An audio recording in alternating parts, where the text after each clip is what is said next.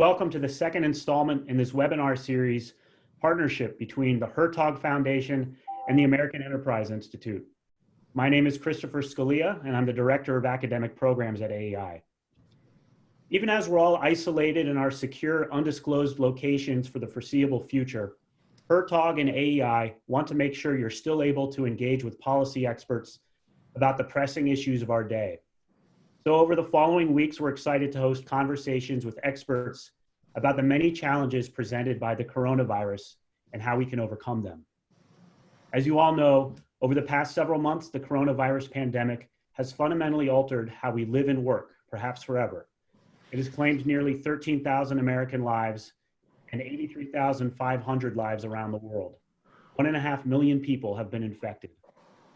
This has strained governments and institutions around the world, including here in the United States.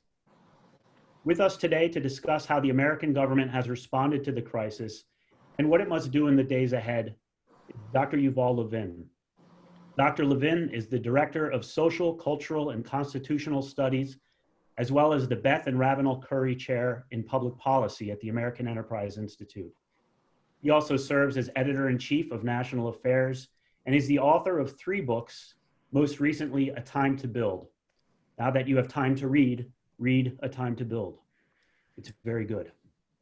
Our webinar today will start with Dr. Levin speaking for about 15 to 20 minutes, with me asking a question or two along the way, and then we'll open it up to questions from you all. But please feel free to ask your questions using the chat feature as soon as you like. That makes it easier for us to sort through them, and it ensures we don't have any awkward silences. So Yuval, thank you very much for joining us today. It's really an honor having you with us, and really appreciate you making time for us. For starters, let me ask you a very broad question. How effectively has our government responded to the pandemic so far? Well, thank you very much, Chris. I really appreciate the opportunity, and thanks to Hertog and to AEI for doing this and keeping us all connected this way. It's a hard question, and I think the first thing to keep in mind in approaching that question is that this really is a massive global catastrophe. This is the big one in public health terms. It's the one that the people involved in public health response around the world have been imagining and studying about and preparing for decades. We've had some false alarms over the years, and this one's not false. It is a global pandemic that has debilitated country after country in the attempt to respond to it. The simple fact that our government wasn't ready for it isn't really much of an indictment. Nobody was ready for it. No government just kind of had in reserve the enormous excess capacity that has to be mobilized to deal with something like this. And even at its very best, our government tends to respond to sudden crises by first fumbling around a little bit and then massively mobilizing to respond effectively. And so the question really is, how have we done in mobilizing to respond? And obviously the answer to that is very mixed. We've done some things well. I think the early travel restrictions that the administration insisted on, that the president insisted on, were right and made a difference and bought us time. The intense social distancing that we ultimately have come to, even if it started too late, is making a difference and is going to make a big difference in helping the health system to deal with the burdens that it's facing. Some things have gone poorly. Obviously, testing is at the top of that list, and that really was a major federal government screw-up, a joint failure of the FDA and CDC, which shouldn't have happened and made it difficult for us to ramp up testing. That is being done now. Testing is being ramped up. The United States has tested more people than any other country, and we're gonna lap everybody else by quite a bit pretty soon. But certainly the fact that it took so long made it very difficult for the response to happen in the way that it needed to. I would say there's another facet of the response that is worrisome to me, maybe in some ways even more than the testing failure, which is the testing issue was a logistical failure, and it has had to be fixed by a huge logistical mobilization. That's hard to do, but it's a technical problem, and it can be done. What worries me a little more is what I would call something more like decisional dysfunction, a continuing inability to build a coherent structure of decision-making around the president to enable the federal government to handle the enormous strain of a crisis like this. And that requires a clear chain of command. It requires an openness to bad news and to criticism, an ability to learn quickly from mistakes and change course. And it particularly requires information flow to help the president and other senior officials understand what's going on in real time and to help them understand the choices they face as clear decisions. The president in a situation like this really has two functions above all. He's got to make key decisions about allocating resources, setting strategy, you might say, and then he's got to communicate that strategy to the public in a way that is honest, that conveys hard facts, but that also conveys that there is a strategy, that we are getting our arms around the problem, and that therefore there's a reason to take seriously the kind of guidance that people are getting for a next phase or for what should happen next. I think our government has had a lot of trouble with that. And it's still not clear to me that the people around the president and the president are thinking more than 1 or 2 days at a time. And it actually becomes more of a problem as we go, because in some ways, moving from the phase we're in, which is a very strict kind of lockdown phase in most of the country, to the next phase, which over the next few weeks, starting in a few weeks, I would say, as some places reach the peak of their epidemics, and we're going to have to think about how to get people back very gradually into the world again. There will need to be some parameters, some standards, some milestones, you know, a number of days of declining caseloads, 10, 14 days, whatever it is, or some level that's been reached of testing capacity and tracing capacity to let people say, okay, now we can move to a next phase and here's what it looks like. And here's what sectors get started again and how. That's going to take more coordination, not less, than what we've had to do so far. And that means that we need to be getting much better at some of that coordination. The president doesn't make every decision. A lot of these decisions are state level, even regional or county. But I think that there's an absolute necessity for some coordinated parameters so that although these things are going to happen at different times in different parts of the country, they have to be the same signs and signals that we're looking for. And there's just no alternative to that being communicated, at least from the president. We've had nothing like that so far. And I worry about that really more than about the logistical challenges. There are a whole bunch of other challenges that the government has to be dealing with. I think Congress has not been focused on what its own role might be, and it could be a lot more useful than it has been. There's a very great need for the federal government to take the lead in driving work on treatments. Treatments are really what would make the big difference in the near term. A vaccine is a year away. You can't really hurry a vaccine because the vaccine is given to healthy people, so you don't really take risks. But treatments for sick people, antiviral treatments and ways of trying to contain the spread of the virus through medicine, through drugs, could really make a massive difference in how we think about this situation. We're going to have to be living with the virus before we can beat it. And living with it would be much easier if the worst cases were less severe than they are. That's achievable. It might be even achievable in the near term, but there's a real role for the FDA and even for the NIH in thinking about how to coordinate that work across public sector and private sector research that the government, the federal government, has a role in. And I think it has not stepped up to that role with the urgency that it needs to have. So look, this is really hard, and some things have been done well, but I think it makes sense to focus on the things that aren't being done well yet so that they could be done better. And unfortunately, there is quite a list of those.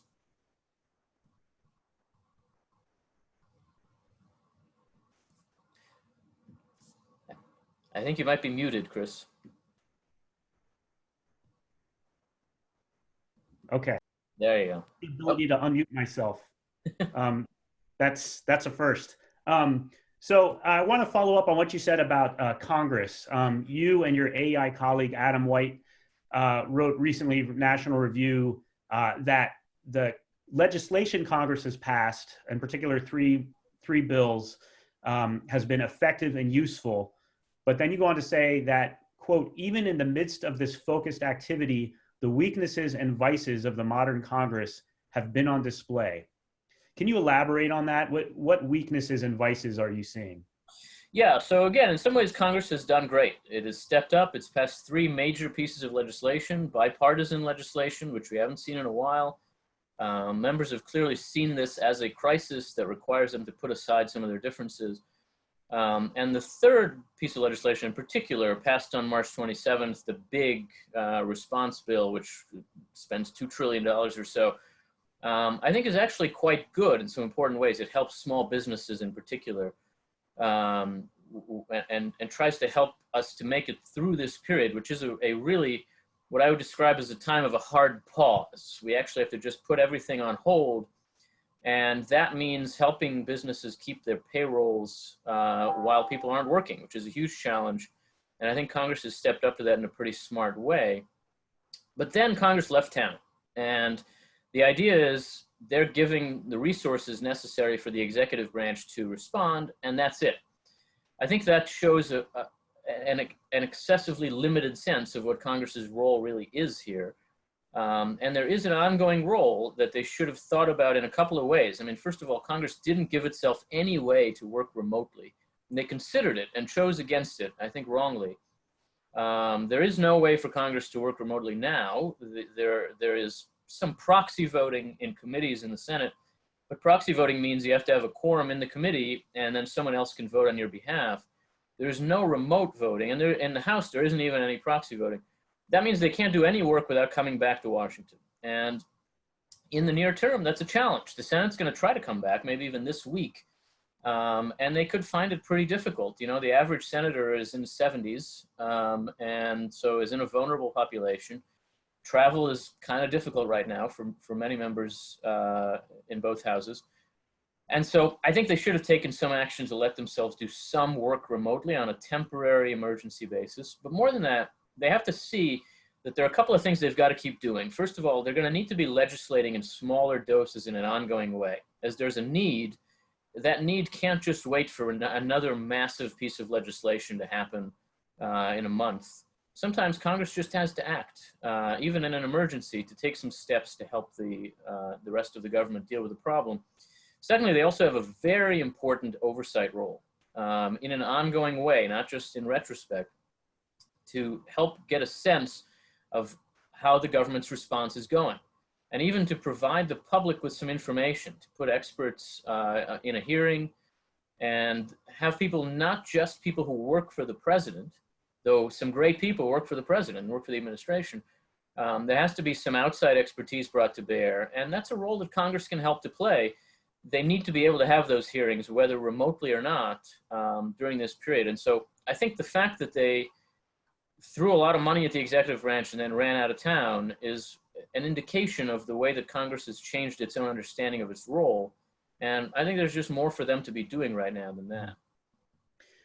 Well, further down the road, say a year from now, when we finally get well, hopefully sooner than that, but whenever we finally get a hold of this thing, do you see it leading to kind of broader institutional changes, say the way 9/11 did with the creation of the Department of Homeland Security and the changing the way intelligence organizations shared information and things like that? Do you see enormous institutional changes along those lines, or do you see kind of smaller nibbling at the edges, like deregulation and something more along those lines? It's hard to say. I mean, I think we don't quite know yet whether we're going to walk away from this experience with a sense that we succeeded or failed.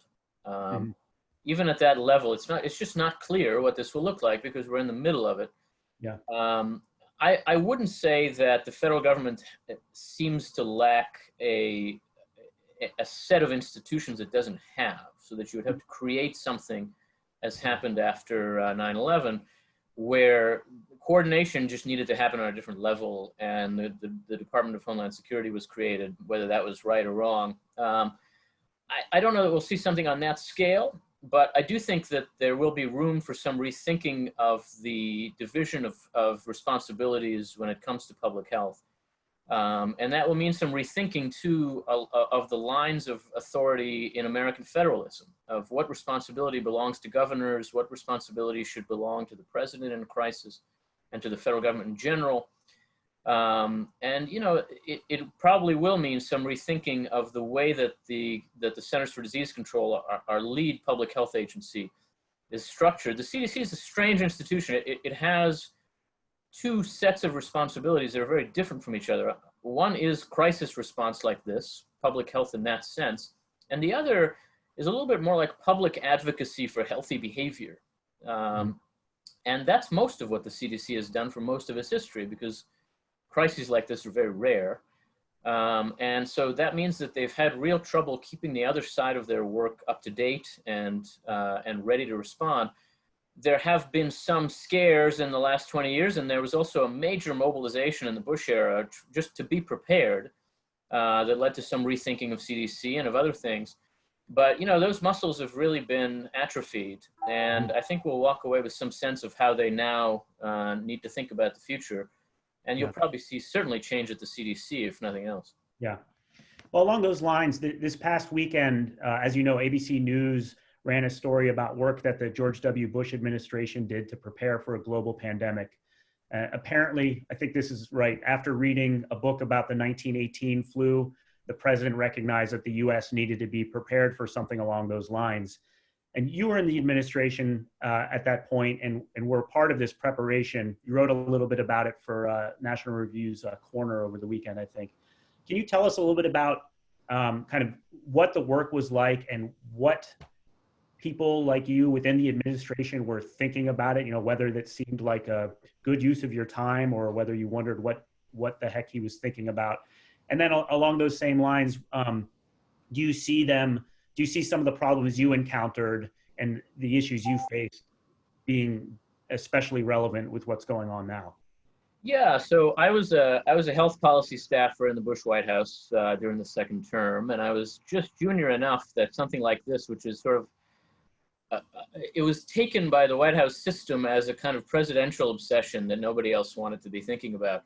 So it ended up at my sort of level of people who had really no choice of what we were working on. Mm-hmm.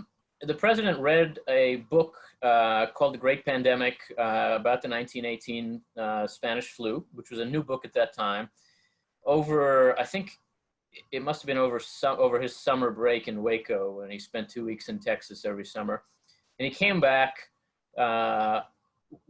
alarmed. He made us all read the book, and he basically got his team together to think about how our government, how a modern government would have to respond if a pandemic like that happened, because it easily could.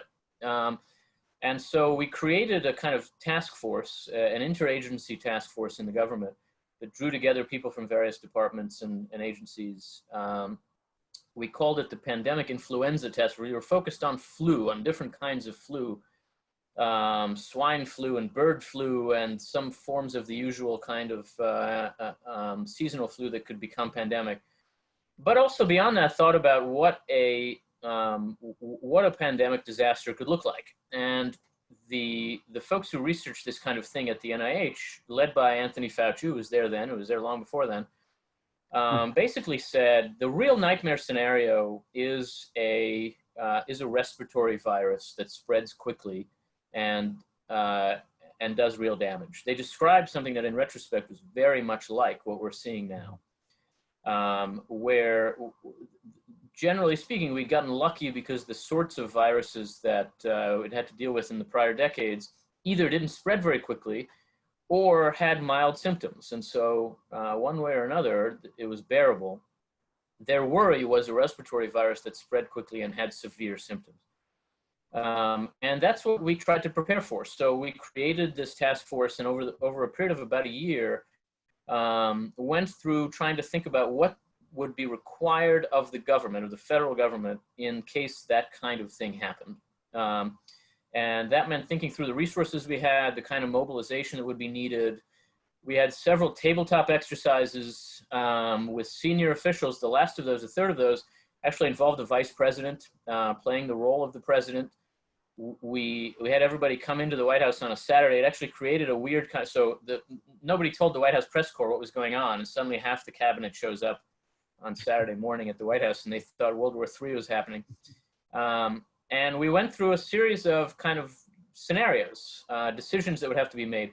The president's real concern was what is he going to have to be thinking about and deciding? What kinds of questions?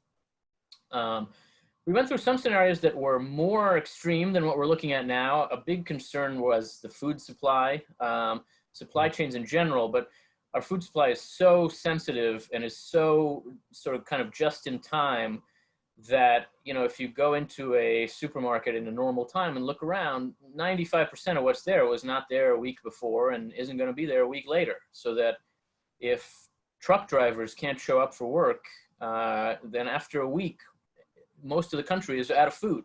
We're not facing that kind of situation now. There's some binge buying and hoarding, but the food supply chain has actually not been very much affected by this. So we looked at some very severe scenarios, and we looked at some more plausible ones. Some of what we had to think about was very much like what we're dealing with now. You know, the little group of us learned more about respirators and ventilators than I ever imagined there was to know. And certainly it was understood that that could be a problem, and some work was done to build up some supply of that. Most of the work we did, and you can actually find these reports, they're public there. If you look up Pandemic Influenza Task Force, you'll find them on the CDC website. There were 2 reports. They go into great detail about how the government should prepare and what should be involved. Some of that was done with congressional appropriation, and some of it never was done. A lot of it was abandoned later in the course of the Obama era and the early Trump years. And, you know, I would say, and this is what I wrote about in National Review, I actually don't think that it is that it's a terrible indictment of those 2 subsequent administrations that they didn't keep all of it up at the level that it was created in the Bush era, because there's just an enormous amount that the president and the people around him have to be ready for. The president is called on to lead in a crisis, and there is an almost infinite variety of possible crises to think about. So while we were thinking about pandemic flu, you know, a hurricane hit New Orleans and we weren't ready for it. And any one of a million other things might have happened that wasn't what we happened to be thinking about. So it's very hard to know quite how to prepare in detail for a crisis. What you have to prepare is a general all-purpose mobilization capacity. And, you know, the United States has turned out not to have as much of that as we needed, but this country is ultimately pretty good at mobilizing, and I think we are seeing that now. So we have a lot of time for questions from students, and we have a lot of questions from our audience. So let's move on to those. And the first one has to do with the FDA, which you were discussing earlier. This is from Dr. Alan Goldman. He says, approval for tests, for medicines, for vaccines, all have to go through the FDA. The science moves much more quickly than the FDA. Why should the population have to put up with this devastation without appropriate focus on this bottleneck? Yeah, it's a great question. I think there are a couple of things to say there. A lot has to go through the FDA. And in a situation like this, where we really have to be creating new tools as we go, the FDA's job becomes essentially impossible. And the FDA becomes a bottleneck for a lot of different things. It's not just potential treatments or a vaccine, which would have to go through the FDA, but testing regimes have to go through the FDA. The FDA actually certifies labs around the country. So even labs that just want to get involved in testing have to go through the FDA. Medical equipment, so things like personal protection equipment for people in hospitals has to go through the FDA and be approved before it can be used. There's no doubt that in a crisis like this, some of that has to be put aside. And the FDA did not have protocols for prioritizing things like that. And so it's trying to do everything at the same time. You know, I think that the FDA played a very big part in slowing down the testing regime. They created some pressure to produce new tests in the United States rather than use the World Health Organization tests that were being used in other places, which turned out to be a disastrous mistake. And they were too slow in getting that moving. They've learned some from that, so that as we're now looking, for example, at serology, at blood tests for antibodies, The FDA has basically said, we know how to make blood tests in America. Just do it, get it out there, and we'll review it in retrospect once it's already out, because there's no real harm in that. That's good. It's pretty unusual for the FDA to do that, and those tests are therefore coming online much faster than they otherwise would have. For me, the big worry is on the treatment front, so that as pharmaceutical companies are looking at potential ways of treating the worst symptoms, through antibody drugs and antiviral drugs, drugs that attack the virus or drugs that strengthen the immune system. The danger of the FDA slowing that down in the review process is very serious. And I think the FDA needs to adopt, for that purpose, something like what they do for what they call deadly cancer drugs. So the worst cancers where people really have no other hope, the FDA uses what's called a real-time review process. They let the drug get used as tests are going on. And not only that, but they review data from those tests as it comes in, rather than waiting until the study is over and then looking at all of it. And that turns out to speed things up a lot. I think they need to do that, and I think they need to look for ways of doing more than that. And they probably also need some help from the National Institutes of Health to act as a coordinator of the different efforts that are going on around treatment, because some of those are in the private sector, some of those are in academic medicine, some of them are in the NIH itself, and only NIH can really break the walls down between these different protocols and start helping the people working on this question work together. So both those roles, the FDA and NIH, are very important roles for the federal government, and roles that only the federal government can play. And there needs to be much more urgency on that front than I think there's been so far. Along these same lines, we have a question from Aguna Ezi. She wants you to explain the distribution challenges with getting personal protection equipment and ventilators to the different states. Are auctions the best way to allocate equipment among the various states? How can the administration improve on the logistical challenges in getting help where it's needed? Yeah, the logistics here obviously are an enormous challenge, and I don't know. I just simply don't know if auctions are the right way or if there's a way to prioritize need. It's extremely difficult to say. We've actually gotten more willingness to share among health systems and among states than I would have imagined. My expectation would have been that people would hold on to what they have because they expect to need it over time. We've actually seen a lot of willingness to move equipment to New York while the epidemic is peaking there, with the expectation that it would come back and that other centers of, other health systems would then get equipment when they need it. I hope that works. In a way, we've been a little bit lucky in the last 2 weeks because the epidemic has been really focused in New York State and really in New York City. New York has vastly more cases than everybody else. But if a week from now, which I think is perfectly plausible, we're looking at a series of epidemic outbreaks on the level of New York relative to the population in 5 or 6 or 7 cities at the same time, it's going to be much harder to know what to do about allocating resources. While New York was the focus, that's where the Navy hospital ship went. That's where the Army Corps of Engineers was building field hospitals. And that's where other systems could send their equipment. But if we're looking at Atlanta and Miami and New Orleans and Chicago at the same time next week, the allocation challenges are going to be massive. And the logistics of this are very, very hard to fathom. We're definitely getting more equipment, and that'll help some. But this is a big country, and to be able to mobilize to meet excess need at this level, I'm pretty worried about where we are a week from now. In some ways, things are starting to look better. New York is reaching a peak. I think is probably starting to plateau, and we'll see declining caseloads there. But other places are a couple of weeks behind, and so that means there's hope that we'll be in a much better place in a month. But between now and then, there could be real challenges. I'm going to combine questions from Jonathan Nicastro and Sophie Hill.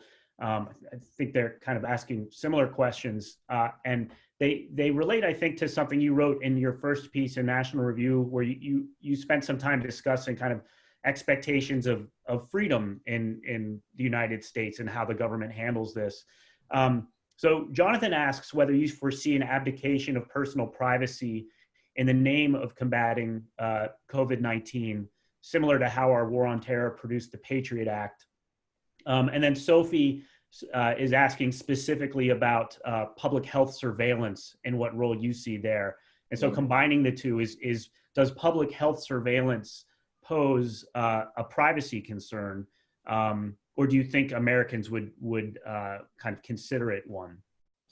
Well, it's very hard to say. I mean, look, I think we are in an emergency situation, and that means that we do suspend some of our normal expectations and norms and rules. And some of these are really foundational to American political life and our understanding of American citizenship. I think that's true about the role of government, and it's true about privacy. And we have to be able to see that the fact that we do that in a crisis doesn't mean that we've therefore changed our mind about whether this matters in normal times. At the real essence of prudence is telling the difference between normal times and a crisis. When are we required to take aggressive emergency action, and when do we need to restrain ourselves in the name of more important goods? I think that there's no question that we are now in a true emergency, and that means that we do need to be willing to suspend some of our normal expectations. The challenge is, does this create a new norm, and we then don't regain that commitment to privacy or some of the protection of our rights? Obviously, we have to be very careful to protect against that, and that does have to guide some of what we do now. I think that there's going to be a very important role for public health surveillance in coming out of this lockdown that we're all in order to feel comfortable going back into the world of work and school and play and the economy. People are going to need to have a sense that this is under control in the period before there's a vaccine. And so I think surveillance is going to need to be part of that, but it can be done in a responsible way. Our colleague at AEI, Scott Gottlieb, and a group that he has been working with, produced a report that came out just yesterday about what the surveillance piece of this could look like. And I really recommend it to you. You can find it at AEI. And you know, some of what they call for are things that we obviously wouldn't normally be okay with, that have to do with tracking and tracing people who are found to carry the virus. And we need to see that that's an emergency measure and to make sure that it remains a temporary measure. But I think people's willingness to accept that on a temporary basis is obviously much, much higher now than it normally would be. Let's move on to your some of your bread and butter. How do you, this is Mendel Jacobson has this question for you. How do you think this pandemic affects the perennial argument that democracies, because of their cumbersome and inefficient system of government and the Tocquevillian point about them being unable to produce great leaders, present company excluded, can't respond decisively to disasters as well as authoritarian regimes can? Well, I'd say a couple of things. First of all, because this pandemic has hit everybody, we've gotten to see a pretty wide array of systems of government try to handle it. I don't think any have done particularly well. The closest to doing well is probably South Korea, although they're seeing a resurgence now that's very disconcerting. You know, the Chinese authoritarians did not handle this well. And they're trying to cover some of that up now by lying about their numbers. But again, I'd point you to an AI product here. Our colleague, Derek Scissors, has a report out today that tries to estimate the real reach of the disease in China. He says that there have probably been 3 million infections in China, and that the number of deaths they've seen is probably 100 times larger than what they're reporting. I think that's very plausible. The rigidity of their system, the unwillingness to accept bad news has turned out to be very bad for them. That's a function of a lack of openness, and we do better on that front. There's certainly a way in which our government is not equipped to be mobilized in normal times, and it has to stretch itself. It has to mobilize from normal times when we keep it fairly inefficient, I think with good reason, frankly, to a situation like this when it has to respond very effectively. On the whole, I think our government has done okay on that front, and other democracies have too. I don't take I put it this way, I don't think you measure the norm by the extreme when it comes to human affairs. We can do that in a scientific lab where you can learn under extreme conditions a set of underlying rules that are always true. I don't think that the social sciences or politics works that way. There really is a difference between the norm and the extreme. And what we're learning about ourselves in this extreme situation doesn't disprove what we know about ourselves in other times. Christopher Coles wants to know, what do you anticipate might be the longer-term impact of the pandemic on civil society? Could this moment catalyze a resurgence of localism and communal association/engagement? Or, in seeing that people can work and live relatively productively in isolation, will it contribute to greater individualism and atomization? Yeah, it's a great question. It's certainly what I'm trying to think about. You know, the only honest answer is it's too soon to know, but that's not, you know, in the think tank business, that's not the answer we offer. Mm-hmm. I'd put it this way. I've just not long ago finished up a piece for the next issue of Commentary on this very question, which tries to be a little bit more than a long-winded way of saying I don't know, though it is mostly that, and to think about what we might expect given the characteristic problems we've had in American civil society over the last few decades, and the character of this particular crisis. Those problems have had to do with isolation and alienation, the breakdown of social institutions. And this crisis, although on the one hand it is a mobilization, is actually a form of mobilization through isolation. It tells us to separate ourselves from one another for the public good. It turns some of our social vices into civic virtues, so that now being a responsible citizen means staying home. That's a challenge for anybody who's trying to strengthen American civil society. I think there are ways that mobilization can strengthen our commitment to one another. Though I think that the emphasis on that in progressive political thought over the last 100 years, the kind of moral equivalent of war language, is overdone and isn't quite right. But there certainly are ways that mobilization helps. There are also ways, though, that mobilization of this sort, and that kind of learning how to be loners more effectively, isn't going to be particularly good for us in the long run in thinking about civil society. And then there's the problem of pandemic itself, which is not generally good for civic virtues. An epidemic makes us afraid of one another. It leaves us concerned for the safety of our own family in ways that often come at the expense of our neighbors and other people. You can see that in the historical record going all the way back to Thucydides. And it's certainly something that we ought to be worried about in this situation. But I think on the whole, you know, if you're looking for a silver lining, I think that this situation is teaching us how important social connection really is. All of us are living truly in isolation now.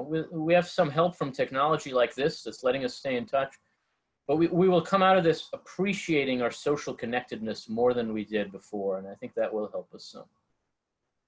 Well, you mentioned Thucydides there. Josiah Pop had a question specifically about Thucydides. I'm going to take your answer as a direct anticipation of that question, so we can move on. A few people are asking similar questions about civil institutions, but Claire Basil, sorry, Claire, wants to know specifically about populism. Do you expect that some of the populist instincts that emerged strongly in 2016 will be affirmed and have effects well beyond this particular moment? She's thinking specifically of onshoring supply changes, generally anti-globalist sentiments, support for lower wage, blue-collar technical workers who have been on the front lines in providing essential goods and services. Yeah, I do think so, but I also think there's a countervailing force here, which has to do with our attitudes toward expertise. There is some way that populism is being reinforced here. Certainly, if you came into this period suspicious of China, you're not as alone anymore as you were. We're going to come away with a different attitude, I think, about China, not just in the United States. And maybe in general about globalization. I think we're also going to have a different attitude about the nature of supply chains, emphasizing efficiency a little less and emphasizing redundancy and a capacity for both mobilization and for resiliency that we had really downplayed before this, so that we had supply chains that just depended on absolute efficiency. You can see this in your own life in a way where when you need something little in this period and you go on Amazon, it's just kind of shocking that, why, it's going to take 2 weeks to get me this thing? Well, the fact is we'd come to rely on extremely hyper-efficient supply chains that had absolutely no redundancy. And so we're not ready for a crisis. And I actually do think that part of the populist argument about the nature of contemporary capitalism was a critique of that problem, not thinking enough about resiliency and overvaluing efficiency in ways that led us to offshore a lot, led us to count on a Chinese-based supply chain for medical equipment, for example, and other things. I think we will come away with a different attitude about some of that, and that we will have a different view of the relationship between efficiency and capacity, you might say. But I also think that there's an open question about Americans' attitudes toward professionalism and toward expertise in this situation, where in a crisis like this, we really do look to some expertise. There's obviously been some populist reaction against people like Tony Fauci and others, but on the whole, those folks have been who we are looking to for reliable, authoritative information. And I think it's frankly also a little clearer than it was that it helps for a president to be capable of handling stress and pressure. It matters who the president is. It's not an entertainment choice. It really is about making difficult decisions in a crisis, where during the Cold War, Americans might have thought about choosing the president by asking themselves, do I want this person with a finger on the button?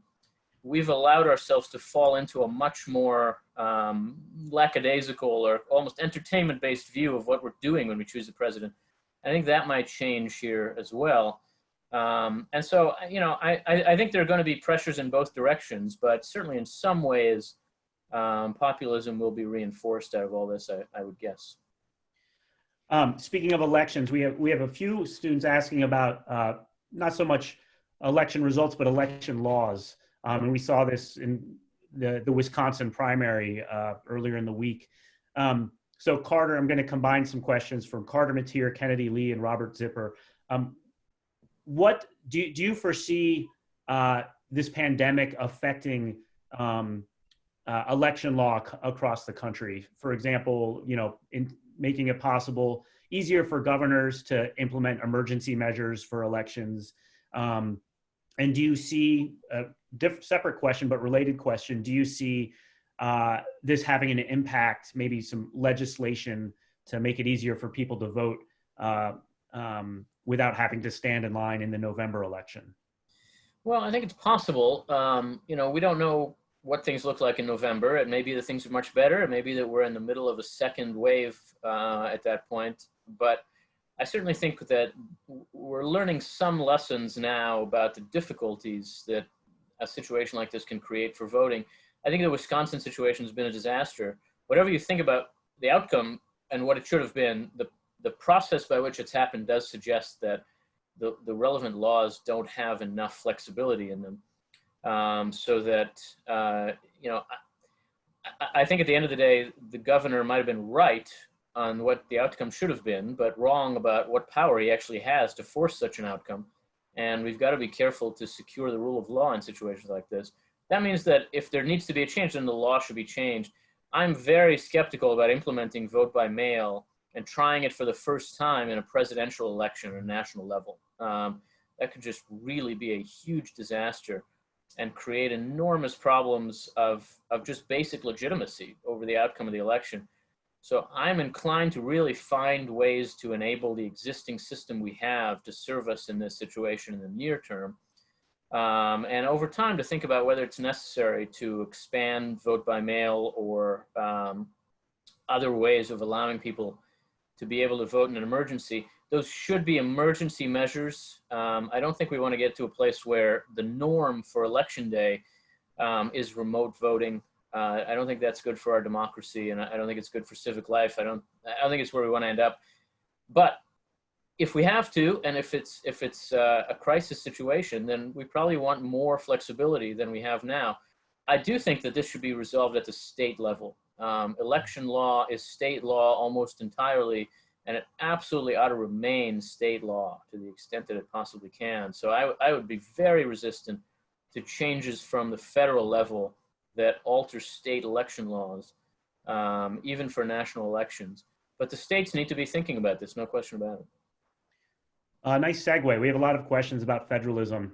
Nick Burns asks, what do you think the virus has taught us about the federal system in America compared to more unitary states abroad? Is it working here as it should, or was the response of state and local governments a last-ditch response to federal government failures? Well, I think it's a mix. I mean, the responsibility for public health is a state responsibility in our system, and I think that's a good thing. One thing we've learned is that federalism does allow for flexibility in some useful ways. I think we're going to learn that even more as we're phasing out of strict social distancing, because that's going to have to happen at different paces in different places, and there's no way around the need for some flexibility on that front that can't really be managed centrally. I think some governors have stepped up really well in this situation, and they've also worked together in very unusual ways. They've used the National Governors Association in a way that's never been used before to actually coordinate policy. The NGA is chaired now by my governor, by Larry Hogan, the governor of Maryland, who has really done an incredible job, not only in Maryland, but also helping governors work together to coordinate executive orders and to think together about how to handle problems. I don't view that as responding to a failure of the federal government. In some ways, the federal government has failed, and certainly in terms of crisis communication, of offering a consistent and clear set of guidance for the public, the president has failed. There's still time for him to do better than that, but so far these daily press conferences are too daily. They're just responding to events of the day and fighting with headlines of that afternoon. And I mean, they're just disastrously misconceived. But I don't think that that's why governors have stepped up. Governors have stepped up because this is their job, and it should be their job. I think on the whole, the system of federalism has worked pretty well. I do worry some about getting to a situation where between the federal assistance legislation and the fact that governors need to control the restrictions that are being imposed, we're creating a situation where governors are delivering all the bad news and the federal government delivers money. And that would be bad for American federalism, and we have to be careful about what that looks like as a practical matter. But on the whole, I'm glad we've got 50 states with 50 governors. And, in a situation like this, it would be terrible if they couldn't work together at some level. But clearly they can, and they are. Derek Wayhill wants to know, along these same lines, what should the relationship between the states, counties, and cities be with the federal government? And specifically, a number of local municipalities and hospital systems have complained that the federal government is coming in and buying up PPE that they had previously ordered. Is this kind of competition a healthy extension of federalism? Well, it's not, but I actually think the federal government has been right to do that. There's no good way in advance to know exactly what the needs are going to be in this sort of situation. And there has to be some prioritization that responds to national needs. So I think generally speaking, the states need to respond to their own public health situations. But in a moment when there are just clear distributional problems and clear problems of accessing resources, there is a role, and there is under the law, for the federal government to step in and move equipment around. I think so far that has been done more or less in the right way. And I would give the administration real credit for ultimately, after some fumbling around, stepping in and doing this in the right way. It could not have been easy. And I think on the whole, they've managed it okay.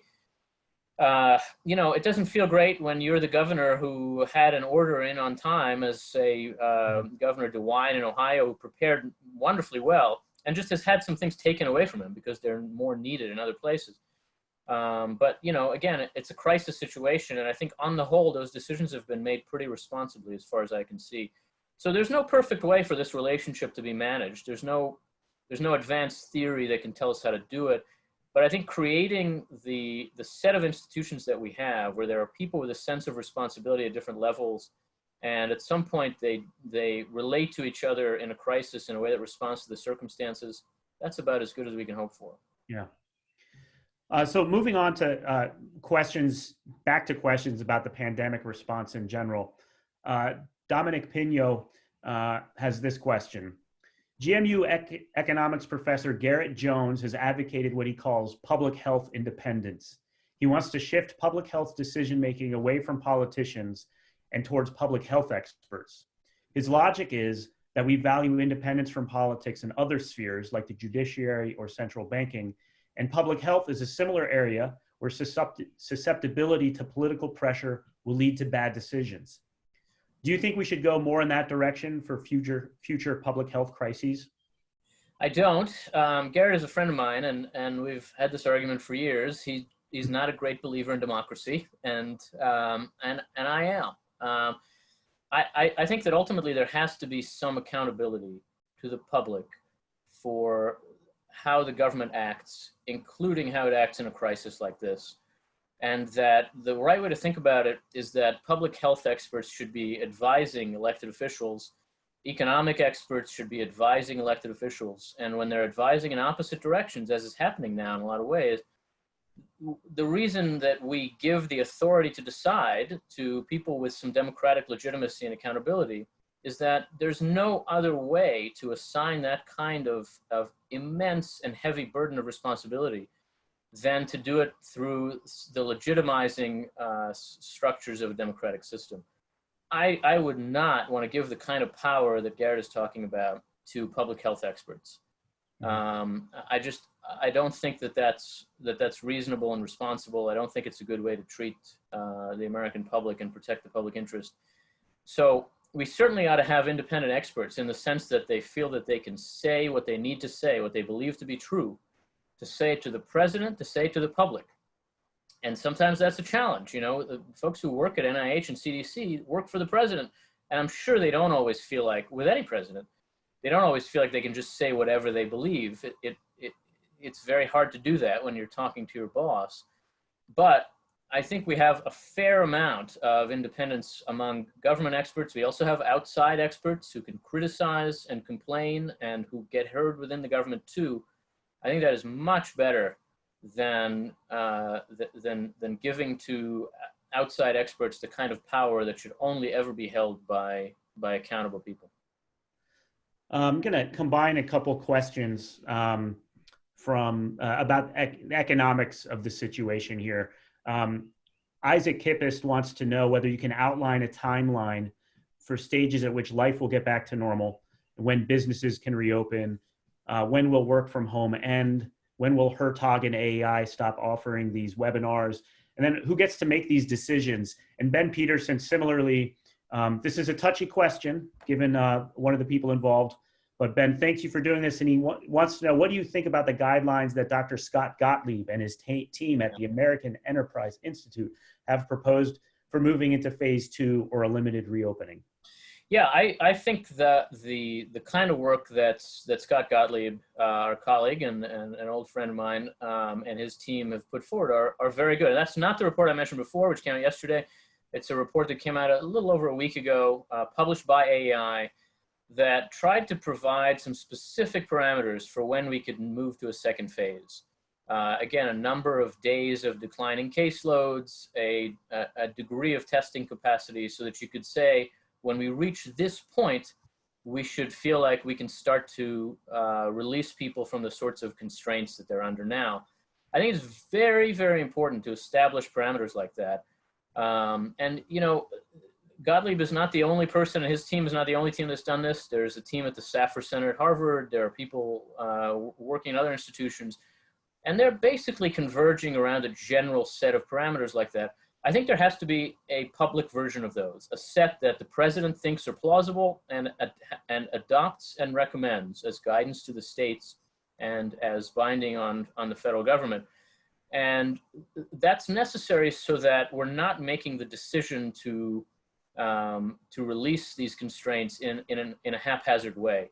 We're just a few weeks away from reaching those parameters in some places in the country, if you look at the Gottlieb list.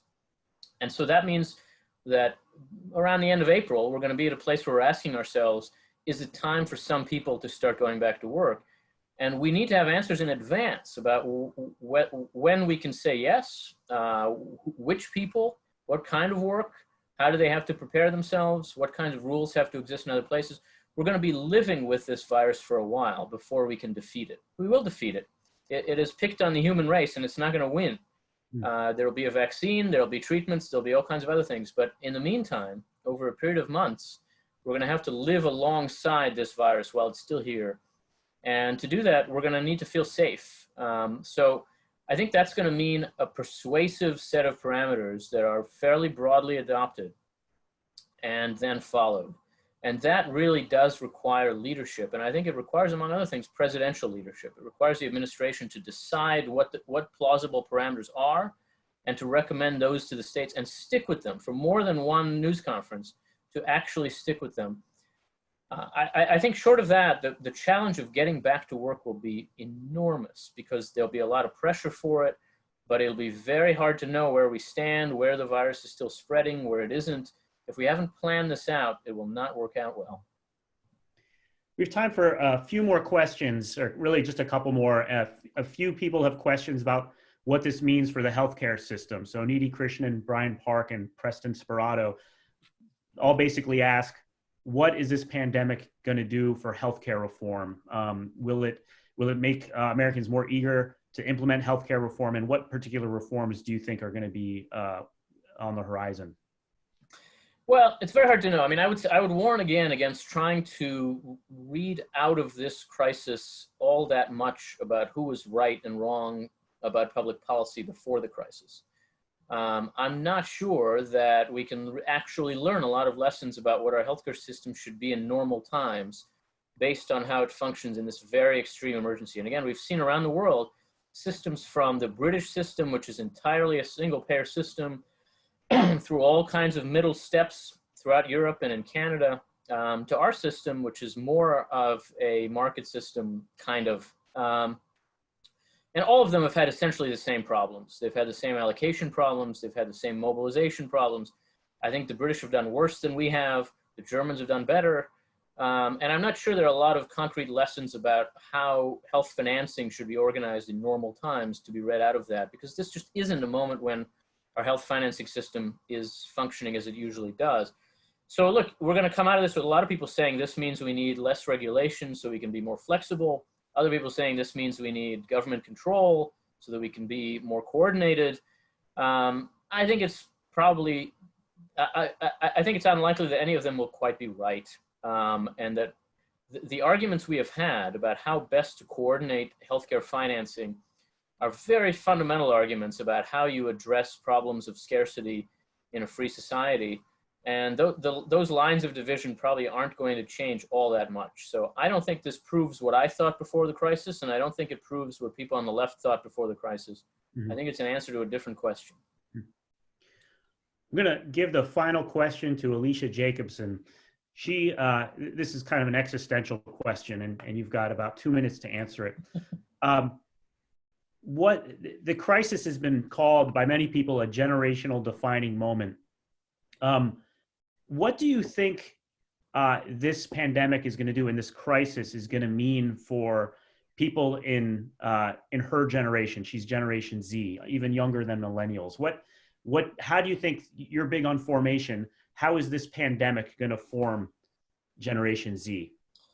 Well, obviously the only honest answer is that I don't know, and that it's much too soon to know. We don't have a good sense of what basic understanding we're going to walk away with from this crisis. Did we respond effectively? Did we fail? Did it prove that our society has deep weaknesses? Did it show that we're capable of standing up for each other and mobilizing together?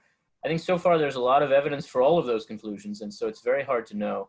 It does seem to me, though, that we're finding that Americans are willing to take on very great burdens for what is basically a public purpose here. Most of the people who are withdrawing from economic life, who are seeing their jobs disappear, but are willing to do it not so much for their own sake or even their families, but for the sake of the larger health of the community, and especially of the most vulnerable people in the community. And I think that shows a very good thing about our society, and hopefully will leave with us a very important lesson about what our priorities ought to be in a time like this. But I think she's right that moments like this are formative. They change how people think about a lot of profound questions, especially when they come when you're young. And look, I have to be honest with you, and I don't think we know yet what that formation will look like, but I think you're right to take this seriously. It is a very serious time. Yuval, thank you very much for giving us your insights and sharing some of your day with us. We really appreciate it. Thank you, all of you participants, for joining the call today and for asking such great questions. Thank you also for our partners at Hertog for helping put this together. It's just really enjoyed these conversations. We have another one next week. We're going to be talking, my colleague Tyler Castle will be leading a conversation with Michael Strain of AEI, talking about some of the economic repercussions and solutions for the current pandemic. That's next Wednesday, a week from today. The time is a little bit different though. It's at 2 p.m. next Wednesday, August 15th. In the meantime, have a great week, have a happy Passover, and a wonderful Easter. Thank you.